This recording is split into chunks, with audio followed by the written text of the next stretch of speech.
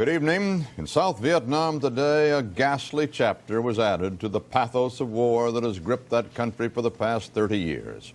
A huge C-5 Air Force cargo plane carrying 243 South Vietnamese orphans to the United States, the first in the government-ordered airlift, crashed in a rice paddy near Saigon just minutes after takeoff.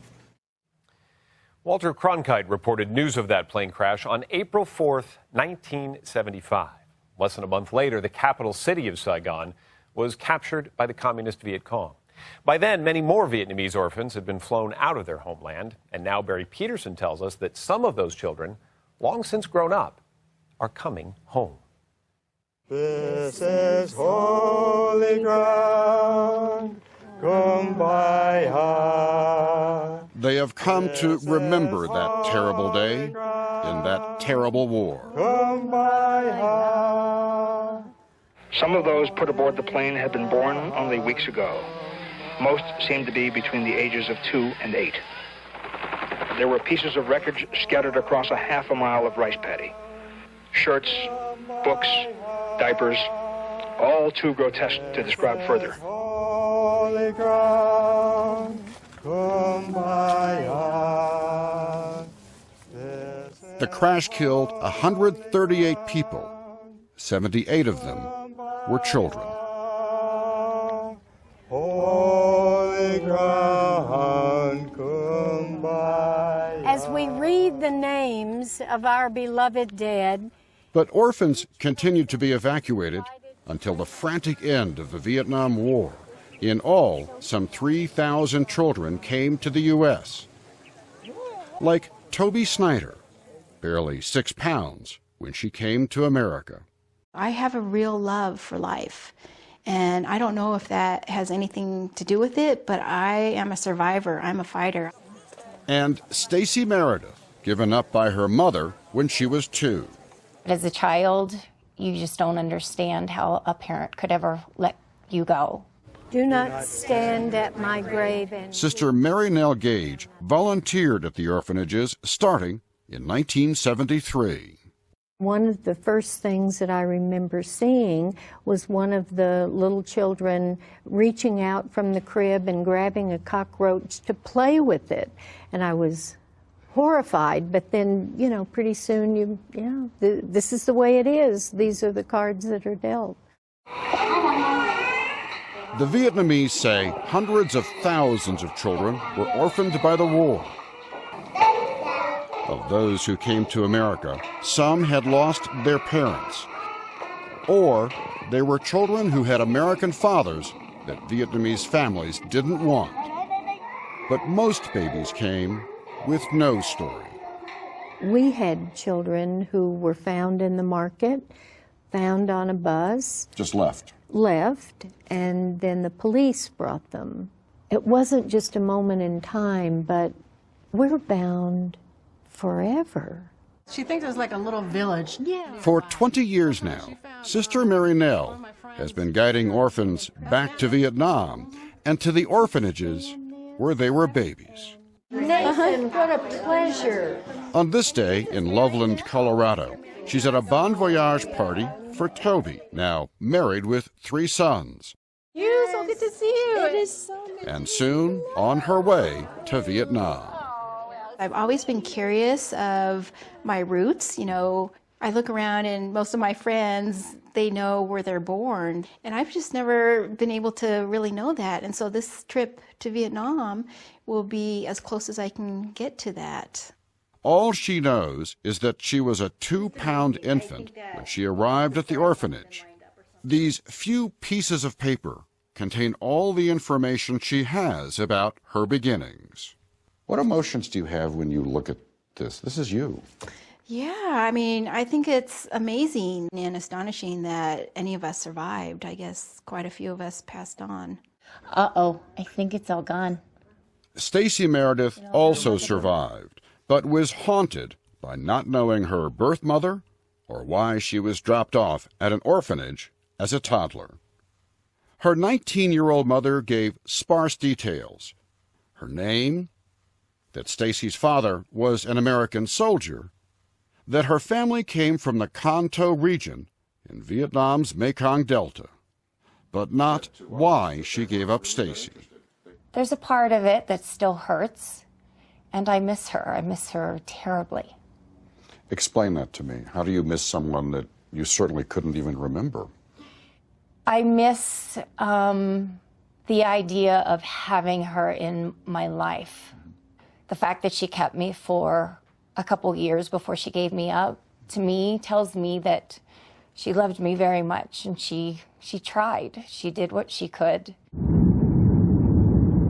It's a long trip back to Vietnam. We made it! Yay! Not just the hours on a plane, but the trip back in time. In Saigon, now Ho Chi Minh City, Here we are. Sister Mary Nell takes Toby to her orphanage. It is still operating, It's a toddler room, huh? still a place for abandoned babies. Oh, did he wave? Did she wave? Look at you. What do you feel when you see these babies and this is where you came from? Just very amazed and humbled, and I can't believe that could be the very room that I was nourished in. Hello, xin chào. Perhaps only a child who never knew her birth parents or even her homeland can understand how important this moment is, finding at least this much of her beginnings. I can't put words to it. I can't believe that, you know. This is where you came from. My life started here because of people who cared so much, and they had hope for us. After 24 hours of ridiculous flying and waiting. But for Stacy, the journey might be more revealing and come with more answers. There's a lot of feelings going on.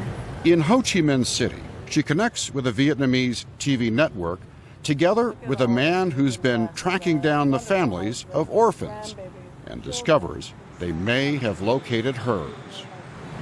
I'm scared that it's not them. I'm scared of getting my heart broken.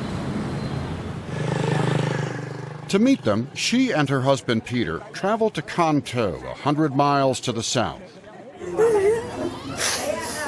But what might be the best of news is also the worst. If this is the right family, then No Tay Diep, who may be her mother, died of cancer. Stacy has a great likeness to her mother, says Uncle Hai. Her aunt says her mother always missed her, that she tried all her life to find her. Please tell them that I'm sorry, that I'm too late to meet her. I know I didn't look like it, but it made me extremely happy. I got a lot of answers at that moment. Like what? That she loved me, that she thought of me, that I wasn't just an accident. I wasn't an inconvenience. But there is still one big if. If this is really her family. I need one of you to fill this out for me with their information.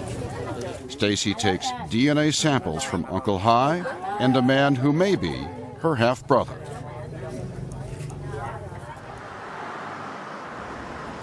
There it is. It takes 2 weeks to get the answer. Whoa. The DNA is a match. Uncle Hai and my brother are very, very close matches. I think you have a family in Vietnam, Stacy.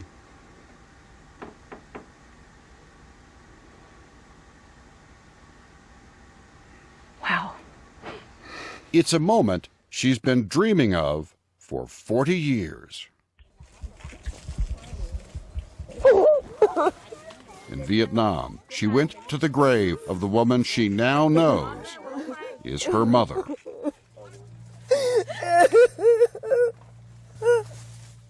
They could not emphasize enough how tough her life was. her heart ached for me after I was gone and how she continued to search for me. Can somebody please tell them thank you for being here and welcoming me into your family? It took 40 years to complete a journey that started in a war and led to a new life and ended back where it all began, where Stacy could finally tell her mother what that little girl sent to America always wanted to say, "Mom, I love you."